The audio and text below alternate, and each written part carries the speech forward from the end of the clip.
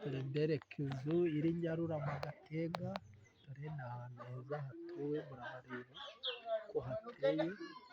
Iyi nzu iri mu kibanza gifite ubuso bwa 330, ifite ibyumba 4, tuwarete 3, salo saramanje, igikoni cyo mu nzu. Iyi nzu ikaba ishakamo, ikora ku imihanda ibiri, ikaba ishakamo miliyoni 65.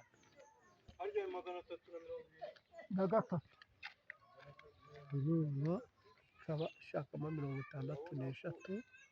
Ni inzu iri ahantu heza. Iki kibanza nacyo kikaba gishakamo 16. Murahabona gifite nacyo 373. Murahareba uko hateye.